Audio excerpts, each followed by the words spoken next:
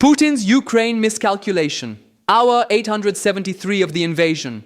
And Moscow just admitted what Washington knew all along. This war is unwinnable. Look at the numbers. Russia started with 190,000 troops. Today, they're conscripting prisoners. They're pulling Soviet-era tanks from storage. They're begging North Korea for ammunition. This isn't a military operation. This is a collapse in slow motion. And the world is watching Russia dismantle itself, one miscalculation at a time. The 72-hour delusion. 3 weeks before the invasion, Putin gathered his generals. The plan was simple: decapitate Ukrainian leadership, seize Kyiv, install a puppet government. Mission complete in 72 hours. The entire Western intelligence apparatus, CIA, MI6, Mossad, they all agreed. Ukraine falls fast. Maybe a week of resistance, then collapse. They were wrong.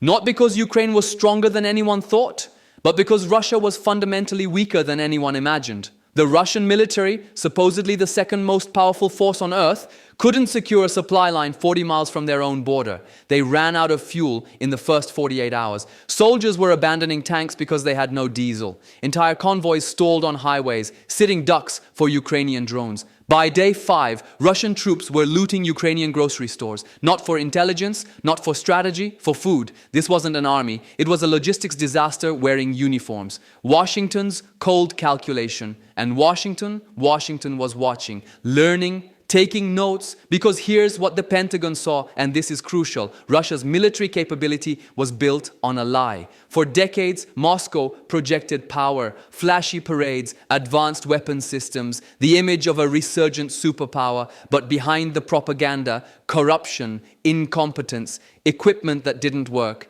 generals who stole budgets meant for modernization. Russia's military was a Potemkin village, and Ukraine called the bluff. The Pentagon observed Russia's initial assault and realized this isn't a near-peer competitor. This is a regional power pretending to be a superpower, and that realization changed everything. The strategic masterstroke. So Washington did something brilliant, something that will be studied in strategy courses for decades. They didn't send troops, they sent weapons, HIMARS rocket systems, Javelin anti-tank missiles, Patriot air defense batteries, exactly calibrated to bleed Russia without triggering World War III. It's a masterclass in strategic restraint. Every Russian tank destroyed is one less threat to NATO's eastern flank. Every billion rubles spent on this war is 1 billion not invested in military modernization. Every experienced general killed, and Russia has lost at least 12, is an irreplaceable gap in their command structure. Russia is hollowing itself out, and the United States is simply providing the tools for Ukraine to accelerate the process. The information war. But hardware is only half the battle. The other half, narrative. Volodymyr Zelensky, a former comedian, remember, has become Churchill reincarnated. He addresses Congress in a t-shirt. He rallies the European Parliament. He speaks to the world with moral clarity and unwavering resolve. Meanwhile, Vladimir Putin hides in his bunker. He purges intelligence chiefs who told him the truth. He disappears for days at a time. He looks increasingly isolated, paranoid, desperate. One leader embodies democratic resilience, the other embodies authoritarian fragility. And in 21st century warfare, perception matters as much as firepower. Ukraine isn't just winning tactical battles, they're winning the legitimacy war. Every video of Russian atrocities strengthens Western resolve.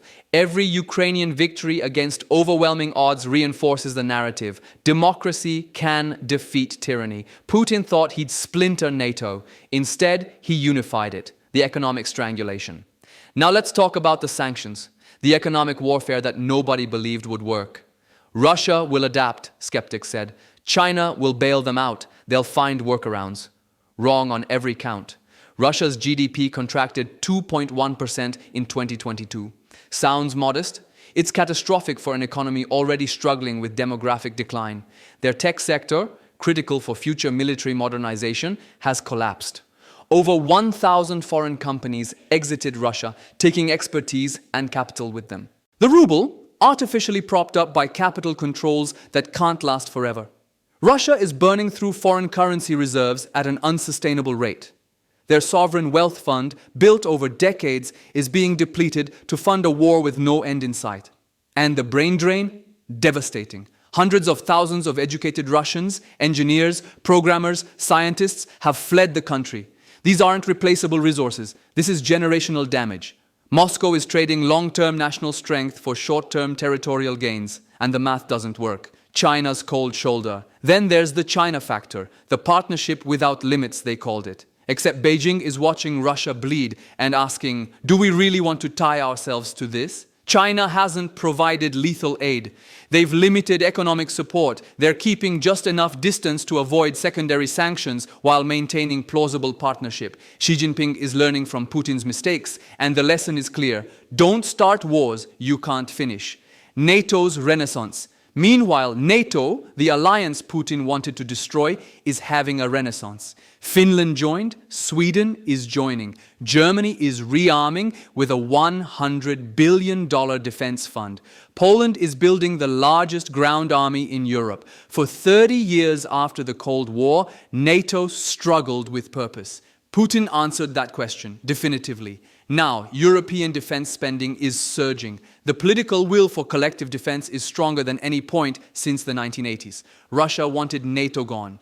Instead, Putin created the most formidable NATO in modern history. The nuclear shadow. Putin has rattled the nuclear saber repeatedly. It's terrorism, state-level nuclear blackmail. But Washington bet on Putin won't actually use them. Because the moment Russia uses a tactical nuke, everything changes. China abandons them. India abandons them. Russia becomes a pariah state for generations. Putin isn't suicidal, he's desperate, and desperate leaders bluff.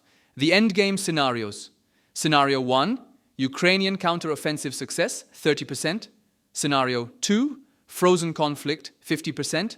Scenario 3, Russian collapse, 15%. Scenario 4, escalation, 5%, but catastrophic. What Putin misunderstood. Putin's fundamental miscalculation wasn't tactical, it was psychological. He believed his own propaganda. He thought the West was weak, divided, distracted. He thought NATO was obsolete. He was wrong about all of it. Authoritarian leaders live in information bubbles. Nobody tells them the truth. Putin genuinely believed Ukraine would welcome Russian soldiers. He believed Zelensky would flee. He believed the West would do nothing. Every single assumption was wrong. The strategic lesson. This war revealed authoritarian militaries are fundamentally brittle. They look impressive on paper, but they can't adapt. They can't innovate. Democratic militaries are messy.